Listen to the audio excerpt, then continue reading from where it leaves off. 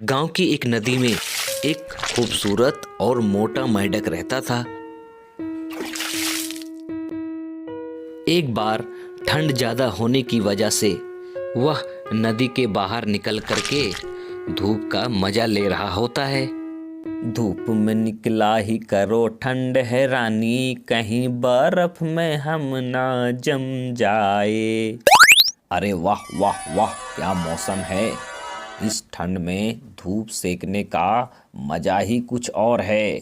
तभी उसे एक चील देख लेता है। कितना मोटा मेंढक, टेंडेंग, और पत्थर पे बैठल, टेंडेंग। अरे वाह, कितना मोटा मेंढक, आज तो मैं पेट भर कर खाऊंगा। यम्मी। इतना कहकर चील अपने चोंच में लेकर उड़ जाता है। मेंढक को डर से हिचकी आने लगता है। मेंढक को लगता है कि अब उसकी मौत काफी करीब है। मेंढक मन ही मन कहता है, अरे बाप रे, मैं तो मदद के लिए चिल्ला भी नहीं सकता। अगर मैं चिल्ला दूं तो चील को शक हो जाएगा कि मैं कितना डरा हुआ हूँ। मेंढक सोच विचार करके हिम्मत से काम लेता है और चील उसे पहाड़ के ऊंचे चोटी पर लेकर चला जाता है अपने भोजन को अकेले में मजे के साथ खाने के लिए। अरे ओ मेंढक, तुम्हें हमसे डर नहीं लगता? तेरे सामने मौत खड़ी है, मौत। मेंढक को डर तो बहुत लगता है, पर फिर भी जोर जोर से हंसने लगता है और कहता है, तुमको क्या लगता है कि तुम मुझे लेकर आए हो? हा हा हा हा हा। आई, ये मेंढक पगला हो गया है क्या? अरे नहीं बेवकूफ, क्योंकि यहाँ पर मेरा दोस्त एनाकोंडा रहता है। कल हमारे दोस्त के बच्चे को कोई चील उठाकर ले गया था और मैंने कसम ली हर एक चील से बदला लेने के लिए यहाँ पर लेकर आऊँगा। अब मेरा दोस्त एनाकोंडा आता ही होगा। अब मेंढक की बात सुनकर चील को भी डर लगने लगता है। अरे बाप रे, ये मेंढक तो मेरा ही जान लेने पर तुला है। चील मेंढक को लेकर वहां से उड़ जाता है और वह दूर पेड़ में जाकर बैठ जाता है। अब बताओ मेंढक, यहाँ पर दूर दूर तक कोई एनाकोंडा दिखाई नहीं पड़ रहा है। अब इस पेड़ पर तुम्हें कौन बचाएगा? मेंढक फिर से हंसने लगता है और कहता है,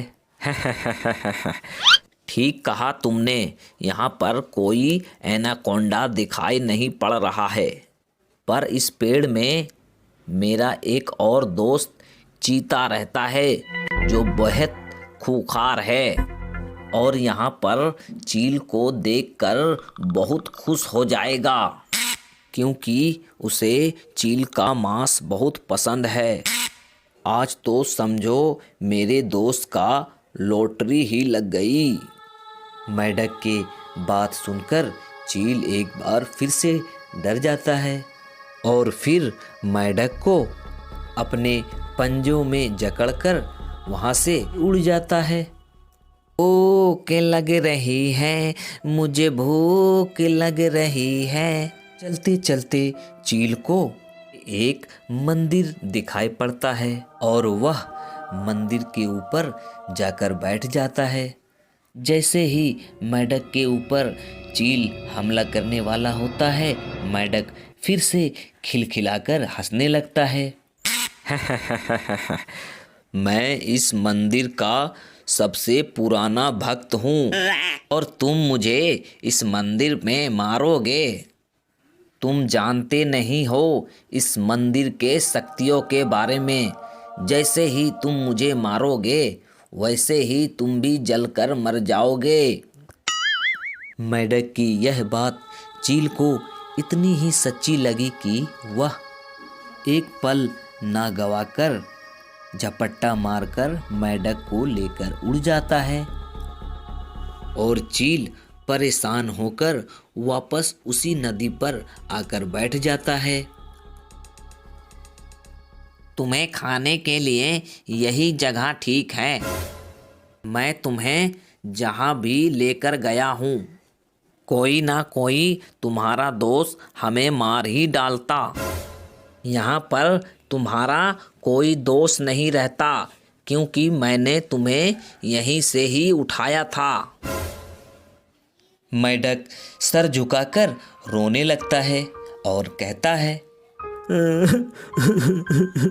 तुमने ठीक कहा चील भैया, यहाँ पर मेरा कोई दोस्त नहीं है।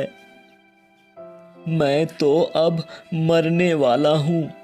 आप तो महान पक्षियों के राजा है। क्या आप मरने वाला को आखिरी इच्छा पूरी नहीं करोगे पक्षी राजा जी? चील मन ही मन मुस्कुराता है और कहता है, अरे ठीक है, रो मत। तुमने मेरा दिल जीत लिया है। बोलो, तुम्हारी क्या अंतिम इच्छा है? चील भैया, मेरी अंतिम इच्छा है कि मुझे मरने से बहुत डर लगता है। मैं चाहता हूँ मेरी मौत तुरंत और बिना दर्द के हो। तुम्हारी चोंच बहुत खूबसूरत, मोटा और धारदार है।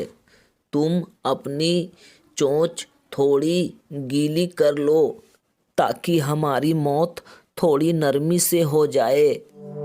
मेंढक की यह बात सुनकर चील मन ही मन सोचने लगता है, अरे ठीक है, गीली करने में क्या जाता है।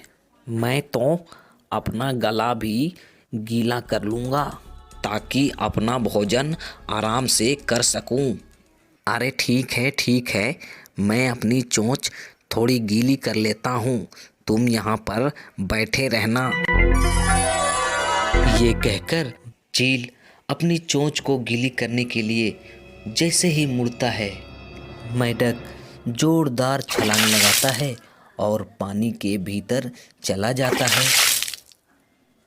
चील जैसे ही वापस मुड़ता है, तब तलक मेंढक 9 दूँ 11 हो जाता है और कुछ दूर जाने के बाद खिलखिलाकर हंसने लगता है।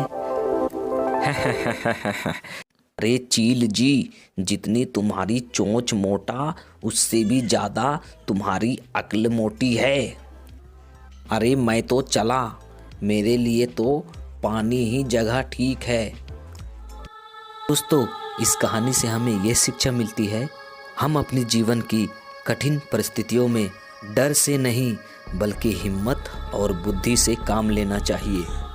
तो दोस्तों, वीडियो अगर आपको अच्छी लगी हो तो हमारे चैनल को जरूर सब्सक्राइब करें। तो हम मिलते हैं एक और नई कहानी के साथ। Thank you for watching.